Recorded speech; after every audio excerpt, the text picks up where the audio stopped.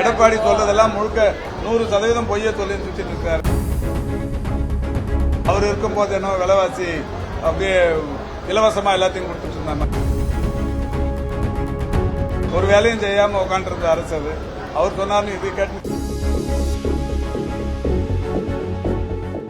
ஆதரவற்றோர், தனியாக வாழும் முதியவர்கள், ஒற்றை பெற்றோர் உள்ள குடும்பங்கள், ஆதரவற்ற குழந்தைகள், மனநலன் பாதிக்கப்பட்டவர்கள், மாற்றுத்திறனாளிகள் மற்றும் சிறப்பு தேவைகள் உள்ள குழந்தைகளை கொண்ட குடும்பங்களுக்கு அரசு திட்டங்களில் முன்னுரிமை அளிக்கப்பட்டுக் கொண்டிருக்கின்றது.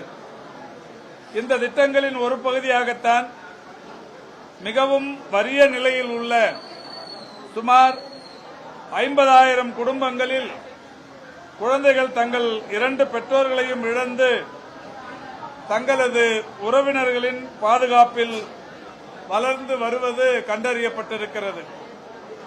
அத்தகைய குழந்தைகளை அரவணைத்து தொடர்ந்து பாதுகாத்திடும் வகையில் இந்த குழந்தைகளின் 18 வயது வரையிலான பள்ளி படிப்பு வரை இடைநிற்றல் இல்லாமல் அவருடைய கல்வியை தொடர மாதந்தோறும் ரூபாய் 2,000 உதவித்தொகையாக வழங்கப்படும் என்று அறிவிக்கப்பட்டது.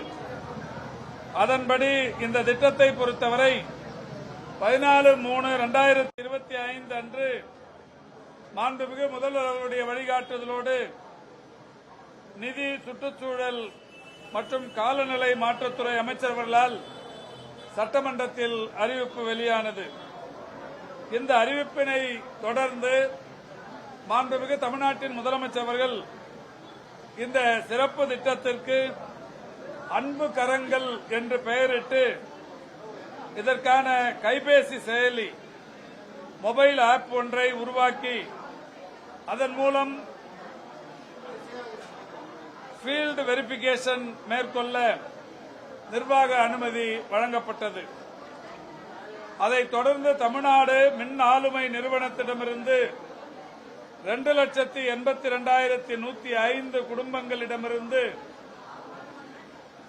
விண்ணப்பங்கள் வரப்பெற்று அந்த விண்ணப்பங்களை இல்லம் தேடி கல்வி தன்னார்வலர்களும் சுய உதவிக்குழு உறுப்பினர்களும் கள ஆய்வு மேற்கொண்டு வருகிறார்கள்.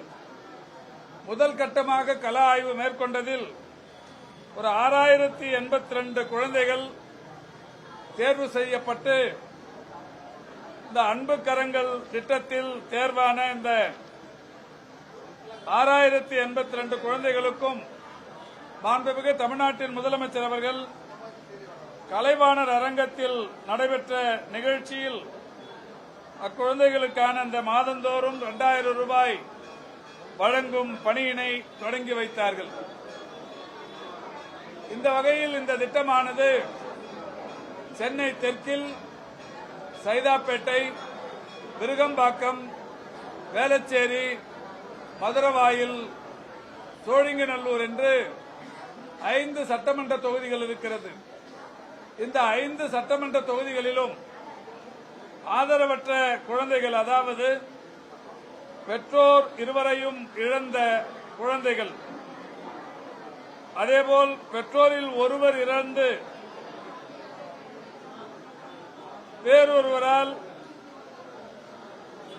பராமரிப்புக்குள்ளாகி இருக்கிற குழந்தைகளை அடையாளம் கண்டுபிடித்து அவர்களை இந்த திட்டத்தில் பயனாளிகளாக சேர்க்கும் வகையில் ஒரு சிறப்பு முகாம் நடத்தப்பட்டுக் கொண்டிருக்கிறது.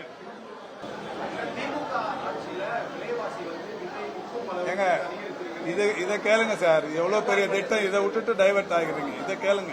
எடப்பாடி சொல்றதெல்லாம் முழுக்க 100% பொய்ய சொல்லி சுத்திட்டு இருக்காரு. அவர் இருக்கும்போது என்ன விலைவாசி அப்படியே இலவசமா எல்லாத்தையும் கொடுத்துட்டு இருந்த மாதிரி, ஒரு வேலையும் செய்யாம உட்காந்துருந்த அரசு அது. அவர் சொன்னாலும் இது கேட்டுக்கிறீங்க. இவ்வளவு பெரிய திட்டம், இதோட சிறப்புகள் ஏதாவது கேளுங்க சார், டவுட் இருந்தா. இதை கொண்டு போய் சேருங்க சார். இதுல டைவர்ஷன் இல்லாம இது எவ்வளவு பெரிய ஒரு புண்ணியமான திட்டம், இதை எடுத்துட்டு போய் சேருங்க சார். இன்னைக்கு நாங்க முதல்ல ஆரம்பிச்சிருக்கோம். இது மற்றவங்களும் இதை செய்யணுங்கிறது எங்க வேண்டுகோள். முதல்ல சைதாப்பேட்டையில் ஆரம்பிச்சிருக்கிறோம். 5 சட்டமன்ற தொகுதிகளிலிருந்து இதுக்கு வந்து பயனாளிகள் வரலாம்னு சொல்லியிருக்கிறோம்.